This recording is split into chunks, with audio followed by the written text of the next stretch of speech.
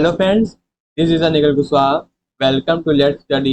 इस वीडियो में हम डिस्कस करेंगे सीटेट के क्वेश्चन पेपर जो दिसंबर जनवरी 2021 के ऑनलाइन एग्जाम कंडक्ट किए गए थे सीबीएसई के द्वारा। उनके हम ऑनलाइन एग्जाम के प्रीवियस ईयर क्वेश्चन पेपर को सॉल्व करेंगे और डिटेल में समझेंगे। अगर आप हमारे यूट्यूब चैनल लेट्स स्टडी में पहली बार आए हैं या विजिट किया है तो हमारे चैनल लेट्स स्टडी को सब्सक्राइब करें, बेल आइकन को प्रेस करें ताकि आपको सभी एजुकेशन वीडियोस के अपडेट टाइम से मिल सकें। वीडियो सेशन को लाइक करें और शेयर भी करें अपने फ्रेंड्स को जो सीटेट और टीचर रिलेटेड एग्जाम की तैयारी कर रहे हैं। तो फ्रेंड्स, वीडियो सेशन को स्टार्ट करते हैं। तो आज हम वीडियो में डिस्कशन करेंगे सीडीपी के 30 क्वेश्चन जो सीटेट ऑनलाइन एग्जाम 2021-2022 में पूछे गए थे। चलिए फ्रेंड्स, आज हम लोग 1 जनवरी 2022 के पेपर 2 के सीडीपी यानी चाइल्ड डेवलपमेंट एंड पेडागोजी बाल विकास एवं शिक्षा शास्त्र के 30 क्वेश्चंस को सॉल्व करेंगे और डिटेल में समझेंगे, डिटेल में डिस्कस करेंगे। चलिए वीडियो सेशन को स्टार्ट करते हैं। तो फ्रेंड्स, ये है हमारा पेपर 2 1 जनवरी 2022 का, जिसमें हम लोग सीडीपी के 30 क्वेश्चन को सॉल्व करेंगे और डिटेल में समझेंगे और डिटेल में डिस्कस करेंगे। ये है हमारा चाइल्ड डेवलपमेंट पेडागोजी का पार्ट सब, ठीक, यानी बाल विकास एवं शिक्षा शास्त्र। और सीडीपी का पहला क्वेश्चन है आपका, आपके सामने ये रहा। लिखा है कि दिया गया है, what is mean by sensitive period in child development, यानी कि बाल विकास में संवेदनशील अवधि का क्या अर्थ है। आपके ऑप्शन दिए गए हैं और आपको बताना है कि क्वेश्चन को पढ़िए ध्यानपूर्वक और समझिए कि क्वेश्चन में क्या कह रहा है और सही ऑप्शन पर टिक करिए। तो क्वेश्चन नंबर 1 का आपका आंसर हो जाएगा ऑप्शन नंबर सेकंड, विशिष्ट विशिष्ट क्षमताओं के विकास के लिए इष्टतम अवधि, ऑप्शन नंबर सेकंड। देखिए, जो आपका महत्वपूर्ण अवधि है या फिर संवेदनशील अवधि है, बच्चे के जीवन में कुछ ऐसे समय होते हैं जो विकास और अधिगम के लिए महत्वपूर्ण होते हैं। एक महत्वपूर्ण अवधि वह होती है जब बच्चा एक कौशल प्राप्त करने के लिए परिपक्व होता है। इस अवधि के दौरान बच्चों के पास अनुकूल अनुभव होने के चाहिए जो इसे कौशल प्राप्त करने में मदद करेंगे। यदि महत्वपूर्ण अवधि समाप्त होने के बाद अनुकूल अनुभव आते हैं तो बच्चों को अधिगम में कठिनाई होती है। एक महत्वपूर्ण या संवेदनशील अवधि जीवन में वह समय अवधि है जब बच्चे के विकास पर पर्यावरणीय प्रभाव का सबसे अधिक प्रभाव पड़ता है। चलिए फ्रेंड्स, अब आगे बढ़ते हैं। क्वेश्चन नंबर 2 है आपका, cephalocaudal principle of development state that, विकास की शीर्षगामी सिद्धांत प्रतिपादित करता है कि। आपके ऑप्शन दिए गए और आपको बताना है कि क्वेश्चन को पढ़िए और ध्यानपूर्वक और समझिए कि ऑप्शन कौन सा करेक्ट होगा क्वेश्चन नंबर 2 के लिए। तो क्वेश्चन नंबर 2 का आपका आंसर होगा, विकास जो है आपका सिर से पांव तक होता है। कौन सा शीर्षगामी सिद्धांत, जो विकास का शीर्षगामी सिद्धांत है, जो आपका विकास होता है इसमें सिर से पांव तक होता है, ऑप्शन नंबर फर्स्ट, ठीक। जो आपका विकास है, शब्द विकास परिवर्तन की एक प्रगतिशील श्रृंखला है, श्रृंखला को संदर्भित करता है जो परिपक्वता और अनुभव के परिणाम स्वरूप एक व्यवस्थित पूर्व अनुमेय स्वरूप में होता है। जो आपका शीर्षगामी है, शीर्षगामी विकास के अनुक्रम स्वरूप में से एक उन दोनों दिशाओं से संबंधित है जिनमें विकास होता है। प्रायः शरीर के ऊपरी भाग का विकास निचले भागों के विकास से पहले होता है। इसे शीर्षगामी या सिर से पैर की ओर क्रम के रूप में जाना जाता है। चलिए फ्रेंड्स, अब आगे बढ़ते हैं। क्वेश्चन नंबर 3 है आपका, thought become abstract and idealistic during the period of, इस अवधि के दौरान विचार अमूर्त और आदर्शवादी हो जाता है। यानी कि सहसावस्था में, प्रारंभिक बचपन। ये आपके ऑप्शन दिए गए और आपको क्वेश्चन को पढ़ना है ध्यानपूर्वक और समझना है। तो क्वेश्चन नंबर 3 का आपका आंसर हो जाएगा ऑप्शन नंबर 4, किशोरा अवस्था, ठीक। देखिए, जो आपका किशोरावस्था है,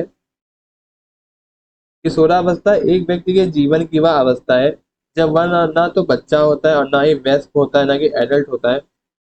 जब जीवन जबरदस्त ऊर्जा से भरा होता है, एक समय में जिज्ञासा और प्रयोग सफलता का मार्ग प्रशस्त और दूसरी बार अनिश्चितता का कारण बन जाते हैं, विचार अमूर्त और आदर्शवादी हो जाते हैं। यह जीवन का एक महत्वपूर्ण समय है। चलिए फ्रेंड्स, अब आगे बढ़ते हैं। क्वेश्चन नंबर 4 है आपका, rearranging schema, linking them with other schemas to create a strongly interconnected cognitive system in Piaget theory is referred to as। यानी कि पियाजे के सिद्धांत में संज्ञानात्मक प्रणाली के लिए स्कीमाओं को पुनर्व्यवस्थित करना, उन्हें स्कीमाओं से जोड़ने को क्या कहा जाता है? आपके ऑप्शन है समायोजन, अनुकूलन, संगठन और परिपक्वता। तो क्वेश्चन नंबर 4 का आपका आंसर हो जाएगा ऑप्शन नंबर 3 संगठन। ठीक, देखिए जो पियाजे के जो सिद्धांत था, पियाजे का सिद्धांत क्या था? संज्ञानात्मक विकास था, जिन्होंने उसमें बताया था कि संज्ञान के अध्ययन में उनकी रुचि एक प्रयोगशाला में कार्य करने के दौरान विकसित हुई थी। जो आपके विकास संज्ञानात्मक विकास में केंद्रीय प्रक्रियाएं हैं। पियाजे के सिद्धांत में 3 केंद्रीय अवधारणाएं, एक संगठन के लिए स्कीमा। पियाजे ने प्रस्तुत किया कि लोग अपनी सोच को स्कीमा में व्यवस्थित करने की प्रवृत्ति के साथ पैदा होते हैं। चलिए फ्रेंड्स अब आगे बढ़ते हैं। क्वेश्चन नंबर 5 है आपका, children in dash stage can solve problem mentally but the problem themselves have to be related to materials and not symbols. यानी कि डैश में बच्चे मानसिक रूप से समस्याओं को हल कर सकते हैं, लेकिन समस्याओं को स्वयं सामग्री से संबंधित होना चाहिए, ना कि प्रतीकों से। आपके ऑप्शन दिए गए, आपको बताना है कि कौन सा ऑप्शन सही होगा क्वेश्चन नंबर 5 के लिए। तो क्वेश्चन नंबर 5 का आपका आंसर होगा ऑप्शन नंबर 2 मूर्त संक्रियात्मक अवस्था, ऑप्शन नंबर 2। देखिए जो आपका मूर्त संज्ञात्मक अवस्था है, इसमें क्या होगा कि अपनी सोच को स्कीमा में व्यवस्थित करने की प्रवृत्ति के साथ पैदा होते हैं। ये स्कीमा मनोवैज्ञानिक मानसिक हल को और श्रेणियां हैं जिसमें लोग ज्ञान को व्यवस्थित करते हैं। ठीक, चलिए अब आगे बढ़ते हैं। क्वेश्चन नंबर 6 है आपका, socio constructivist theorist consider the child age. यानी कि सामाजिक निर्माणवादी सिद्धांतवादी बच्चों को किस तरह देखते हैं? एक कोरी पट्टी, ज्ञान की निष्क्रिय प्राप्तकर्ता, ज्ञान के निर्माण में शामिल सक्रिय प्राणी, लघु वयस्क। तो क्वेश्चन नंबर 6 का आपका आंसर हो जाएगा ऑप्शन नंबर 3 ज्ञान के निर्माण में शामिल सक्रिय प्राणी, ऑप्शन नंबर 3। ठीक, जो आपका संरचनावादी है, संरचनावाद इस विचार पर केंद्रित है कि मानव ज्ञान और अधिगम का निर्माण अधिगमकर्ता द्वारा सक्रिय रूप से किया जाता है, न कि पर्यावरण से निष्क्रिय रूप से प्रेरित किया जाता है। ज्ञान हमेशा किसी का ज्ञान होता है या अनुभव करने वाले व्यक्ति द्वारा रचित या निर्मित किया जाता है, या अव्यक्तित या निरपेक्ष नहीं है। ठीक, जो आपका ज्ञान है, ज्ञान को एक सामाजिक निर्माण के रूप में जाना जाता है, जो ज्ञान के निर्माण में शामिल सक्रिय प्राणी है। चलिए फ्रेंड्स अब आगे बढ़ते हैं। क्वेश्चन नंबर 7 है आपका, encouraging dialogue among students and providing scaffolding are example of। छात्रों के बीच संवाद को प्रोत्साहित करना और पाठ प्रदान करना किसका उदाहरण है? आपके ऑप्शन दिए गए और आपको क्वेश्चन के अनुसार बताना है कि क्वेश्चन को समझिए और पढ़िए कौन और बताइए कौन सा ऑप्शन सही होगा। तो क्वेश्चन नंबर 7 का आपका आंसर होगा ऑप्शन नंबर 1 समीपस्थ विकास, ऑप्शन नंबर 1 आपका सही होगा।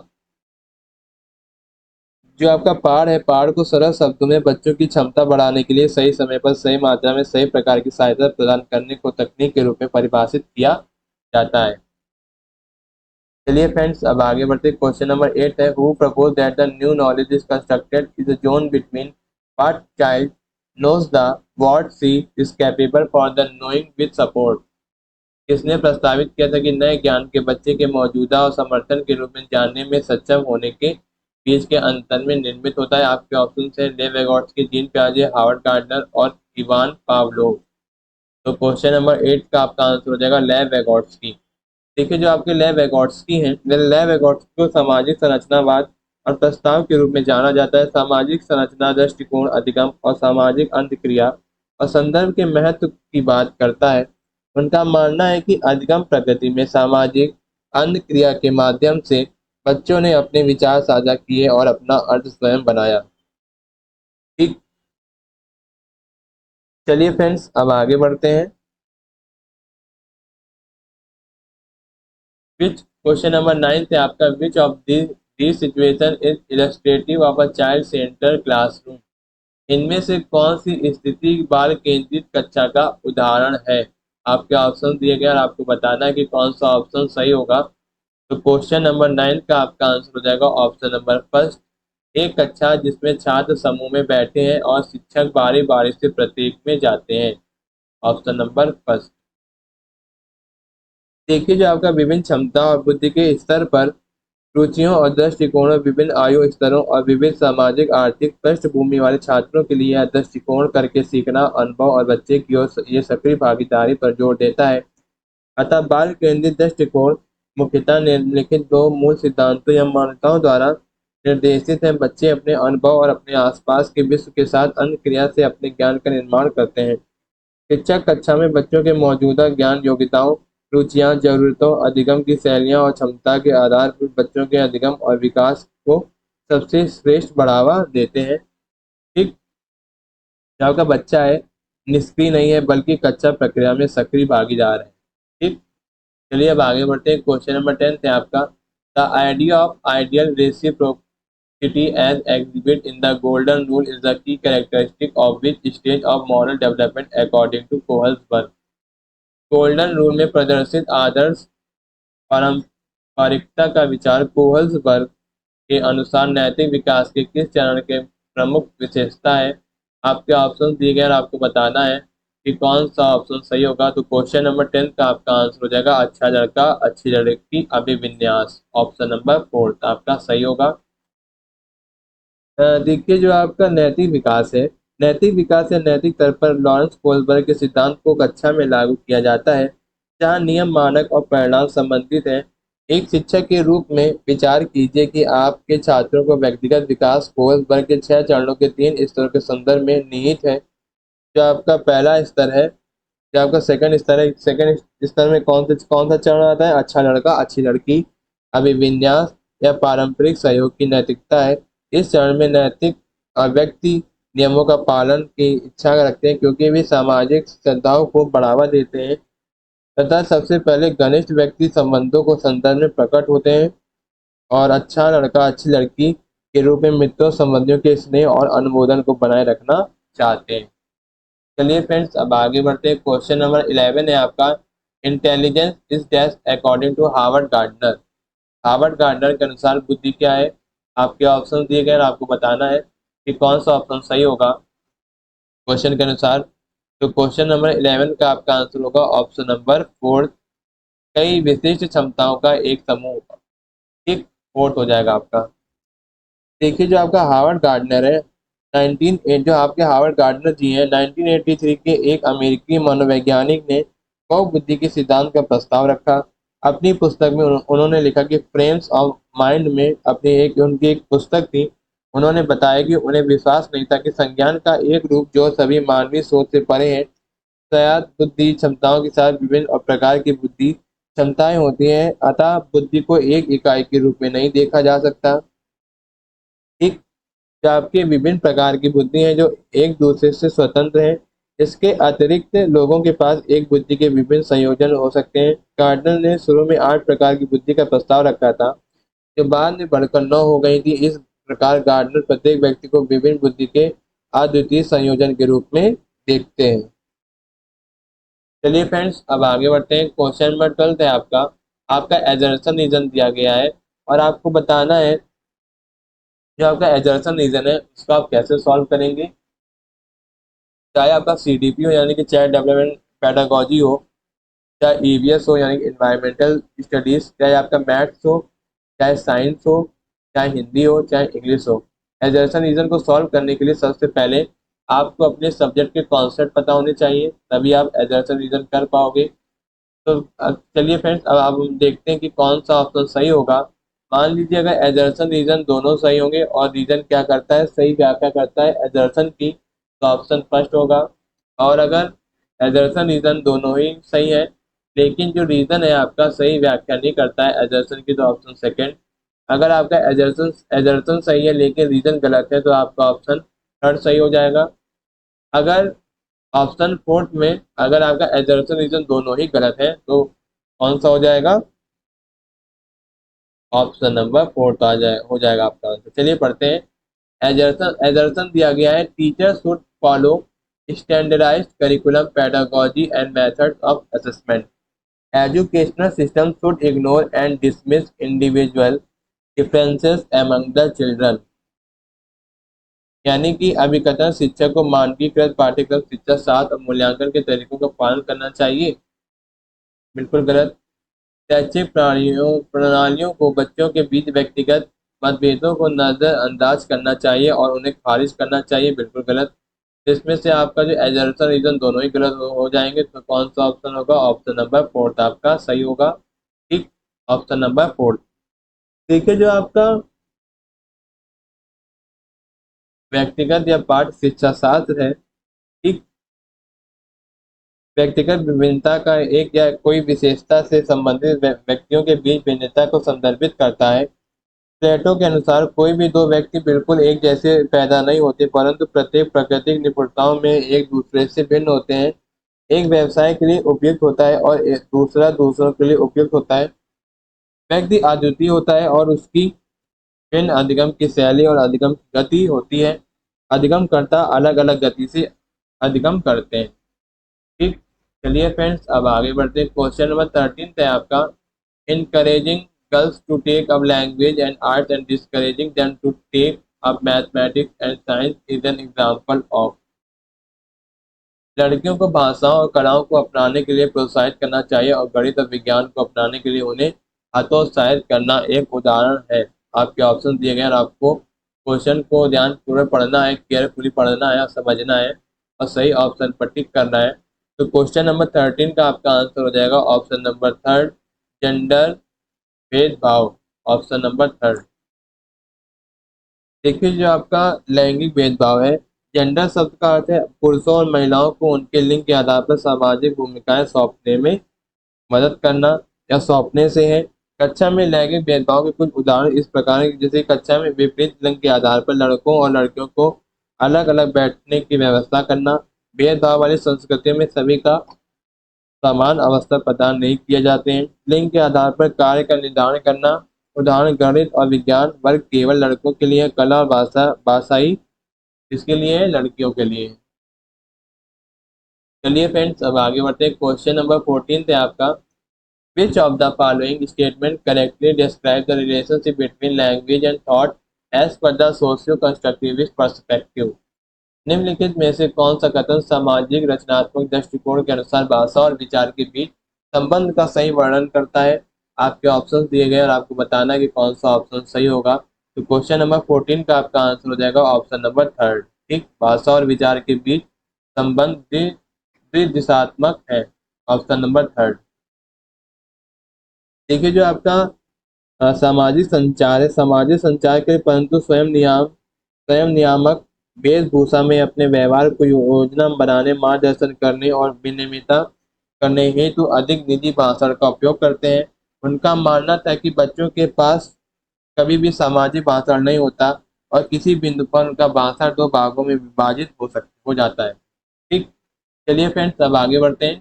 क्वेश्चन नंबर 15 है आपका, to ensure focus on assessment for learning rather than assessment of learning it is important to include. सीखने के आकलन के बजाय सीखने के लिए आकलन पर ध्यान केंद्रित करना सुनिश्चित करने के लिए इनमें से क्या शामिल करना चाहिए? आपके ऑप्शन दिए गए हैं, आपको बताना है कि कौन सा ऑप्शन सही होगा।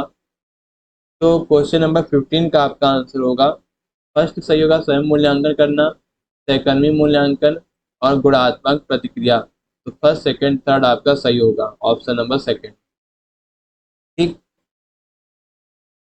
देखिए, जो आपका अधिगम है, आकलन को शिक्षण अधिगम की प्रक्रिया का एक भाव माना जाता है और इसमें प्रायः अधिगम के आकलन, अधिगम के लिए आकलन और अधिगम के रूप में आकलन के रूप में वर्गीकृत किया गया है। रचनात्मक आकलन भी कहा जाता है। अधिगम के लिए आकलन अधिगम के दृष्टिकोण को दर्शाता है, जिसमें आकलन छात्रों को केवल बेहतर अंक प्राप्त करने के स्थान पर बेहतर अधिगम में मदद करता है। चलिए फ्रेंड्स, अब आगे बढ़ते हैं। क्वेश्चन नंबर 16 है आपका, which of the following practice promote inclusion in education. निम्नलिखित में से कौन सी प्रथा शिक्षा में समावेशन को बढ़ावा देती है? छात्रों को शारीरिक दंड, प्रतियोगी परीक्षाओं के लिए सीखना, विविधता का सम्मान, मानकीकृत पाठ्यक्रम। तो क्वेश्चन नंबर 16 का आपका आंसर हो जाएगा ऑप्शन नंबर 3, विविधता का सम्मान। Option number 3। ठीक, जो आपका समावेशन है, समावेशन सभी छात्रों के लिए उनकी भिन्नताओं के बावजूद अधिगम और भागीदारी को बढ़ाने की एक अविश्वसनीय प्रक्रिया है। या एक ऐसी प्रक्रिया जिसमें सबसे पहलू के संबंध में एक समूह में विविधता की सराहना की जाती है और जिसमें हर किसी को उसकी योग्यता के लिए पहचाना जाता है और सम्मानित किया जाता है। चलिए फ्रेंड्स, अब आगे बढ़ते हैं। क्वेश्चन नंबर 17 है आपका, which of the following disabilities cause challenges in paying attention and sustaining long duration involvement in tasks। निम्नलिखित में से कौन सी दिव्यांगता ध्यान देने और कार्यों में लंबी अवधि की भागीदारी को बनाए रखने में चुनौतियों का कारण बनती है। आपके ऑप्शन दिए गए हैं और आपको बताना है कि कौन सा ऑप्शन सही होगा क्वेश्चन नंबर 17 के लिए। तो क्वेश्चन नंबर 17 का आपका आंसर हो जाएगा ऑप्शन नंबर फर्स्ट, ध्यान अवधान अति क्रियाशीलता विकार, ऑप्शन नंबर फर्स्ट। ठीक। देखिए, जो आपका अधिगम क्षमता है यह एक स्नायविक विकार है जो किसी व्यक्ति को कोई कौशल सीखने और उनका प्रभावी ढंग से उपयोग करने से रोकता है। साधारण या बाल अवस्था में होता है और इसके कारण कुछ जैसे पढ़ने लिखने बोलने आदि में कठिनाई होती है। जो आपका ध्यान अवधान अतिक्रियाशीलता है विकार एडीएचडी एक मस्तिष्क विकार है जो अपने ध्यान देने बैठने स्थिर होने और अपने व्यवहार को नियंत्रित करने के तरीकों को प्रभावित करता है। यह बच्चों और किशोरों में होता है और व्यस्तता में जारी रह सकता है। एडीएचडी वाले बच्चों को ध्यान देने वाले आवेगी व्यवहार को नियंत्रित करने में परेशानी हो सकती है। चलिए फ्रेंड्स, अब आगे बढ़ते हैं। क्वेश्चन नंबर 18 है आपका, in a class having learner from various linguistic identities a teacher should practice. यानी कि विभिन्न भाषाई पहचान वाले शिक्षार्थी वाले कक्षा में एक शिक्षक को किसका अभ्यास करना चाहिए। तो क्वेश्चन नंबर 18 के आपके ऑप्शन है बहुभाषावाद, अलगाववाद, नामीकरण और रूढ़िबद्धता। तो क्वेश्चन नंबर 18 का आपका आंसर हो जाएगा ऑप्शन नंबर 4 फर्स्ट, बहुभाषावाद, ऑप्शन नंबर फर्स्ट। ठीक।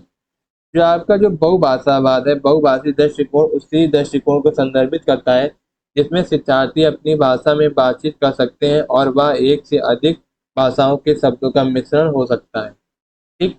चलिए फ्रेंड्स, अब आगे बढ़ते हैं। क्वेश्चन नंबर 19 है आपका, use of multimedia for the communication with help inclusion of. यानी कि संचार के लिए बहुमाध्यम के उपयोग में निम्नलिखित में से किसके समावेशन में मदद मिलेगी। आपके ऑप्शन दिए गए हैं और आपको बताना है कि कौन सा ऑप्शन सही होगा। तो क्वेश्चन नंबर 19 का होगा आंसर आपका ऑप्शन फर्स्ट सही होगा, बौद्धिक चुनौती वाले छात्र, सेकंड प्रतिभाशाली छात्र, थर्ड है स्वाधीनता वाले छात्र, पठन वैकल्य वाले छात्र। तो first, second, third and fourth, option number fourth आपका सही होगा। ठीक। देखिए, जो आपका समावेशी शिक्षा की अवधारणा के अनुसार विभिन्न संस्कृतियां, भाषाएं, क्षेत्रों, बुद्धिमान छात्र, कमजोर छात्र, अधिगम में अक्षम छात्रों आदि सभी छात्रों को एक ही कक्षा में पढ़ाया जाता है। इसलिए जब इस प्रकार के छात्र एक ही छत के नीचे सीखते हैं तो वे एक दूसरे की ओर एक दूसरे की संस्कृति को भी समझ सकते हैं। चलिए फ्रेंड्स, अब आगे बढ़ते हैं। क्वेश्चन नंबर 20 है आपका, which of the following is correctly matched pair of appropriate accommodation strategies for inclusion of student with specify डिसएबिलिटीज। यानी कि निम्नलिखित में से कौन सा विकल्प दी गई दिव्यांगता और संबंधित छात्रों के समावेशन हेतु यथोचित संयोजन रणनीति का सही युग्म है। तो क्वेश्चन नंबर 20 का आपका आंसर हो जाएगा ऑप्शन नंबर थर्ड, रस हानि पाठ को पढ़ने के लिए सॉफ्टवेयर प्रदान करना। यानी कि जो दृष्टिबाधित छात्र हैं उनको क्या करना चाहिए, पाठ को पढ़ाने के लिए एक सॉफ्टवेयर का उपयोग करना चाहिए, ऑप्शन नंबर थर्ड। ठीक।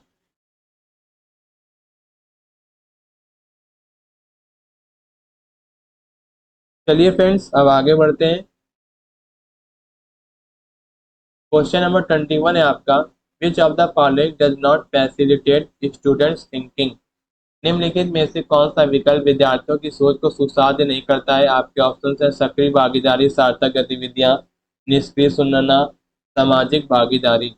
तो क्वेश्चन नंबर 21 का आपका आंसर हो जाएगा ऑप्शन नंबर थर्ड, निष्क्रिय सुनना। ठीक, ऑप्शन नंबर थर्ड। देखिए, जो आपका चिंतन है, चिंतन सभी संज्ञानात्मक गतिविधियों या प्रक्रियाओं का आधार है, मनुष्य के लिए अद्वितीय है। इसमें पर्यावरण से प्राप्त जानकारी और विश्लेषण शामिल है। विभिन्न प्रकार की चिंतन शैलियाँ जिसमें रचनात्मक, तर्किंग, मूर्त सोच आदि शामिल है। प्रभावी ढंग से श्रवण एक सक्रिय प्रक्रिया है, न कि चिंतन शैली को बढ़ाने के लिए निष्क्रिय प्रक्रिया है। ठीक। चलिए फ्रेंड्स, अब आगे बढ़ते हैं। क्वेश्चन नंबर 22 है आपका, dash opportunities of hands on activities is likely to dash learning among students. छात्रों के लिए व्यवहारिक करके सीखने गतिविधियों को की डैश से छात्रों के अधिगम को डैश की संभावना है। आपके ऑप्शन दिए गए और आपको क्वेश्चन के अनुसार बताना है कि कौन सा आंसर सही होगा। तो क्वेश्चन नंबर 22 का आपका आंसर हो जाएगा ऑप्शन नंबर सेकंड, सुविधा देने बढ़ने, ऑप्शन नंबर सेकंड। अब आइए चलिए आगे बढ़ते हैं। क्वेश्चन नंबर 23 है आपका, which of the following is correct in the context of learning. अधिगम के संदर्भ में निम्नलिखित में से कौन सा कथन सही है, और आपको बताना है कौन सा कथन सही होगा। 23 का आपका आंसर होगा ऑप्शन नंबर फर्स्ट, छात्र सबसे अच्छा तब सीखते हैं जब वे उन्हें गतिविधियों में भाग लेते हैं जो उनके संदर्भ से संबंधित होती है, ऑप्शन नंबर फर्स्ट। ठीक, देखिए जो आपका अधिगम है करके सीखने का अर्थ है क्रियाकलाप आधारित अधिगम। करके सीखना व्यवहारिक रूप से अपने हाथों से करके सीखना या छात्रों को अपने स्वयं के अधिगम के अनुभव में भाग लेने के लिए प्रोत्साहित करती है। चलिए फ्रेंड्स, अब आगे बढ़ते हैं। क्वेश्चन नंबर 24 है आपका, एक नए विषय का परिचय देते समय शिक्षक को ऐसे प्रश्न पूछने चाहिए जो कि हैं। आपके ऑप्शन दिए गए और आपको बताना है कि किसी नए विषय का परिचय देते समय शिक्षक को कैसे प्रश्न पूछने चाहिए। तो क्वेश्चन नंबर 24 का आपका आंसर हो जाएगा ऑप्शन नंबर फोर्थ, अध्ययन किए जाने वाले विषय को छात्रों के पूर्व ज्ञान से जोड़ता है, ऑप्शन नंबर फोर्थ। ठीक, देखिए जो आपके प्रसंग है, प्रसंग से तात्पर्य है कि अधिगम की स्थिति, मूल्य की स्थिति और वातावरण के संकेत हैं। और इससे हमें यह पता चलता है कि अध्ययन अध्ययन किए जाने वाले विषय को छात्र के पूर्व ज्ञान से जोड़ना चाहिए, ताकि बच्चा नए विषय का परिचय देते समय उसको कोई भी डाउट ना हो, कोई भी संदेह ना हो। ठीक, चलिए फ्रेंड्स, अब आगे बढ़ते हैं। क्वेश्चन नंबर 25 है आपका, socio cultural context of student. छात्रों का सामाजिक सांस्कृतिक संदर्भ है। आपके ऑप्शंस हैं दिए गए हैं और आपको बताना है क्वेश्चन के अकॉर्डिंग। क्वेश्चन नंबर 25 का आपका आंसर कौन सा होगा कि सीखने की प्रक्रिया में एक महत्वपूर्ण भूमिका निभाता है। कौन? सामाजिक सांस्कृतिक संदर्भ। ठीक, चलिए फ्रेंड्स, अब आगे बढ़ते हैं। क्वेश्चन नंबर 26 है आपका, a teacher intend to facilitate reflective skill among her student, this can be done by. यानी कि एक शिक्षिका का इरादा अपने छात्रों के बीच चिंतनशील की सुविधा प्रदान करना है। इसके लिए उसे क्या करना चाहिए। आपके ऑप्शन दिए गए और आपको बताना कि कौन सा ऑप्शन करेक्ट हो जाएगा क्वेश्चन नंबर 26 के लिए।